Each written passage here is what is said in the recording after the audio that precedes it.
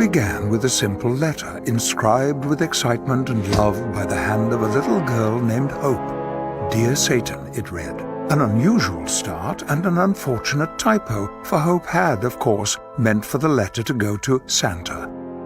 The letter went on to praise Satan for his joviality and kindness, and then to ask him for a special gift. A second unfortunate thing happened when Hope enveloped the letter and then addressed it again to Satan.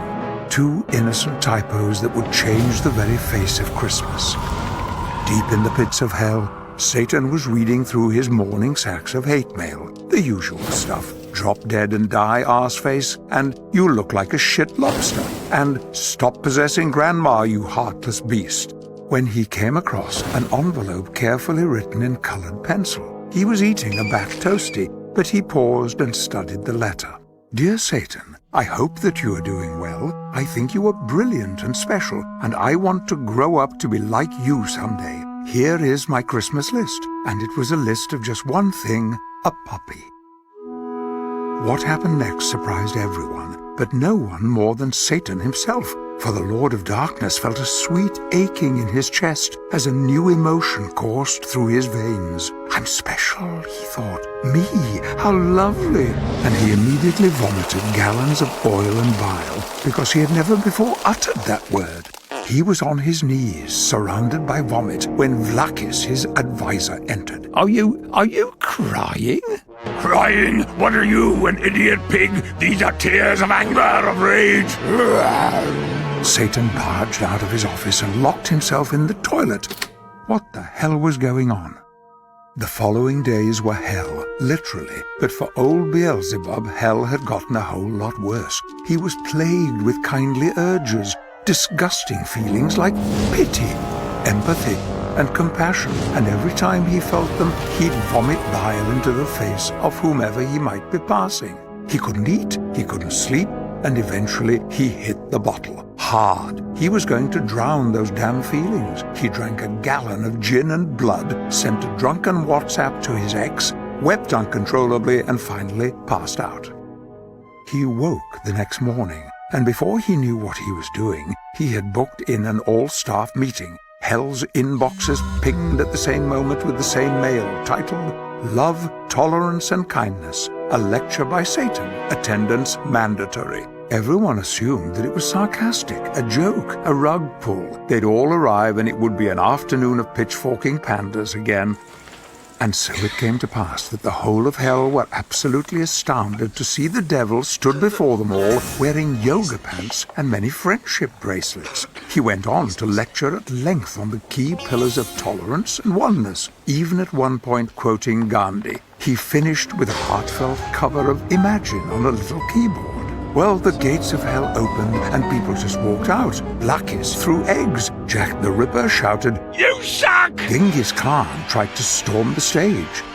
Less than an hour after giving the speech, the elders of hell had gathered for a secret meeting, and Satan was cast out of the netherworld for being, in their words, a pussy. Life in the real world turned out to be less traumatic than Satan feared. He'd been up there a few times before. He'd holidayed with the KKK and played bingo with Bin Laden. But he was different now. He settled into Shoreditch and took a job at a gluten-free bakery. He liked the atmosphere. He learned how to shape little motifs on the top of cappuccinos. He wore baseball caps and made a friend called Caspian. All was well. And then came the night before Christmas. Satan was finishing up some last-minute shopping when he noticed a small girl chatting to Santa in a budget grotto.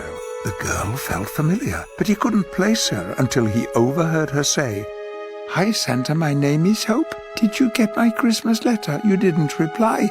All I want is a puppy." The color drained from Satan's face. It was all a lie. The letter had never been meant for him. He'd been taken for a fool. How could the all-seeing Lord of Darkness have overlooked such a glaringly obvious typo? A deep burning roared up through his body. He knew the feeling well. It was his old friend Fury. Before he knew what was happening, he had cremated Santa. Hope, who watched the whole thing and who would probably never recover, felt a fury of her own. With a heartbreaking tear in her eye, she screamed at Satan, I hate you! You ruined Christmas! Go to hell! And indeed, back to hell old Lucifer went. As the sun set, he stormed through the gates of the underworld, but he was filled with yet another mysterious new feeling. And then came Christmas morning. All the boys and girls across the land rushed to open their presents, but something was different this year. There were presents aplenty, but they weren't the usual gifts. Santa had not survived, but Christmas had. Hope got more or less what she wanted. Sure, it had 3 heads, breathed fire and pissed lightning, but she couldn't be happier. And Satan?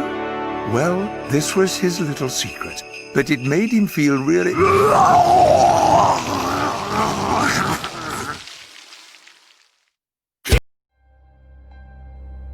For years I have waited, concealed in darkness and shadow, amassing kindred spirits dedicated to my cause.